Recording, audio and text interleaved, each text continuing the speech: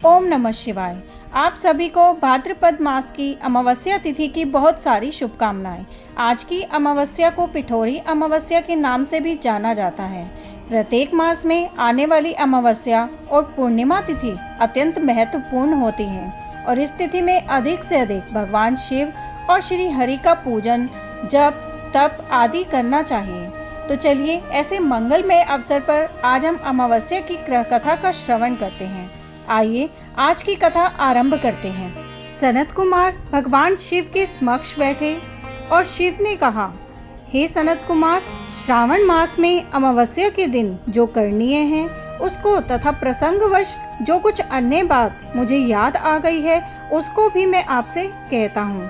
पूर्व काल में अनेक प्रकार के महाबल तथा पराक्रम वाले, जगत का विध्वंस करने वाले तथा देवताओं का उत्पीड़न करने वाले दुष्ट दैत्यों के साथ मेरे अनेक युद्ध हुए। मैंने शुभ वृषभ अर्थात नंदी पर आरूढ़ होकर संग्राम किए, किंतु महाशक्तिशाली तथा महापराक्रमी उस वृषभ ने मुझको नहीं छोड़ा। अंधकासुर के साथ युद्ध में तो नंदी का शरीर विदीर्ण हो गया था, उसकी त्वचा कट गई, शरीर से रक्त बहने लगा और उसके प्राण मात्र बचे रह गए थे। फिर भी जब तक मैंने उस दुष्ट का संहार नहीं किया तब तक वह नंदी धैर्य धारण कर मेरा वहन करता रहा। उसकी इस दशा को मैंने जान लिया था। उसके बाद उस अंधक का वध करके मैंने प्रसन्न होकर नंदी से कहा, हे सुव्रत, मैं तुम्हारे इस कृत्य से प्रसन्न हूँ। वर मांगो, तुम्हारे घाव ठीक हो जाएं, तुम बलवान हो जाओ और तुम्हारा पराक्रम तथा रूप पहले से भी बढ़ जाए। इसके अतिरिक्त तुम जो जो वर मांगोगे उसे मैं तुम्हें अवश्य दूंगा।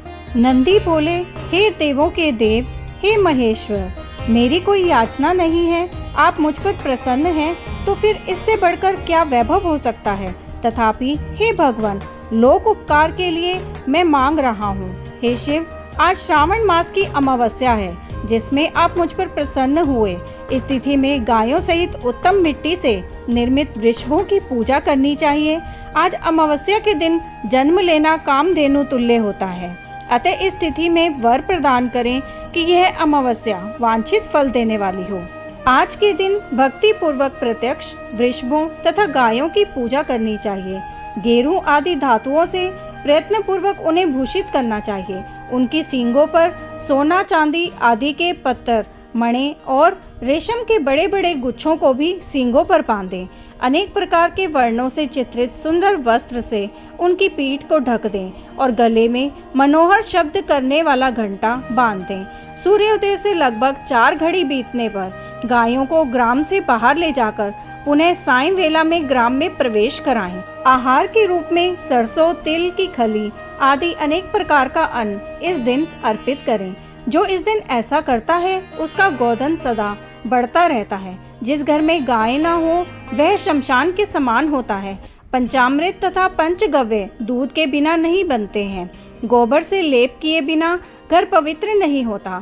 हे सुरोत्तम, जहाँ गौमूत्र से छिड़काव नहीं होता वहाँ चींटी आदि जंतुओं का उपद्रव विद्यमान रहता है। हे महादेव, दूध के बिना भोजन का रस ही क्या है। हे प्रभु, यदि आप मेरे ऊपर प्रसन्न हैं तो इन वरों को तथा अन्य वरों को भी मुझे प्रदान कीजिए। भगवान शिव ने कहा। तब नंदी का यह वचन सुनकर मैं बहुत प्रसन्न हुआ। मैंने कहा, हे वृषश्रेष्ठ, तुमने जो मांगा है वो सब हो जाए। हे नंदी, इस दिन का जो अन्य नाम है उसे भी सुनो। जो वृषभ किसी के द्वारा कहीं भी किसी भी कार्य में उपयुक्त नहीं किया जाता और तृण खाता हुआ तथा जल पीता हुआ, जो शांति पूर्वक विचरण करता है तथा महान वीर व बलशाली होता है, उसे पोल कहा जाता है। अतः हे नंदी, उसी के नाम से यह दिन पोल नाम वाला होगा। इस दिन अपने इष्ट बंधुओं के साथ महान उत्सव करना चाहिए। हे वत्स, मैंने उस दिन ये श्रेष्ठ वर प्रदान किए। अतः लोगों के द्वारा इस श्रेष्ठ दिन को पोल नाम वाला कहा गया है। इस दिन सभी कामनाओं को पूर्ण करने वाला वृषभों का महान उत्सव करना चाहिए। इसके साथ ही अब मैं इस तिथि में किए जाने वाले कुश ग्रहण का वर्णन करूंगा। श्रावण मास की अमावस्या के दिन पवित्र होकर कुशों को उखाड़ लाएं। वे कुश सदा ताजे होते हैं, उन्हें बार बार प्रयोग में लाना चाहिए। कुश, काश, यव, दुर्वा, उशीर, सकुदक गेहूं, व्रीहि, मूंज और बलवज ये 10 दर्भ होते हैं। ब्रह्मा जी के साथ उत्पन्न होने वाले तथा ब्रह्मा जी की इच्छा से प्रकट होने वाले हे दर्भ, मेरे सभी पापों का नाश कीजिए और कल्याण कारक होइए। इस मंत्र का उच्चारण करने के साथ ईशान दिशा में मुख करके फट मंत्र के द्वारा एक ही बार में कुश को उखाड़ लाएं। जिनके अग्रभाग टूटे हुए ना हो तथा शुष्क ना हो, वे हरित वर्ण के कुश श्राद्ध कर्म के योग्य कहे गए हैं और जड़ रहित कुश देव कार्यों तथा जप आदि में प्रयोग के योग्य होते हैं। 7 पत्तों वाले कुश देव कार्य तथा पितृ कार्य के लिए श्रेष्ठ होते हैं। मूल रहित तथा गर्भयुक्त अग्रभाग वाले तथा 10 अंगुल प्रमाण वाले 2 दर्भ पवित्रक के लिए उपयुक्त होते हैं। ब्राह्मण के लिए 4 कुश पत्रों का पवित्रक बताया गया है और अन्य वर्णों के लिए क्रमशः 3, 2 और 1 दर्भ का पवित्रक कहा गया है, अथवा सभी वर्णों के लिए 2 दर्भों का ग्रंथि युक्त पवित्रक होता है। यही पवित्रक धारण करने के लिए होता है। इसे मैंने आपको बता दिया है।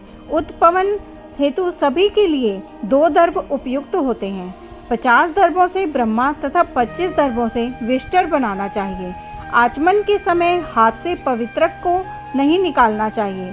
विकिर के लिए पिंड देने तथा अग्नोकरण करने के साथ और पाद्य देने के पश्चात पवित्रक का त्याग कर देना चाहिए।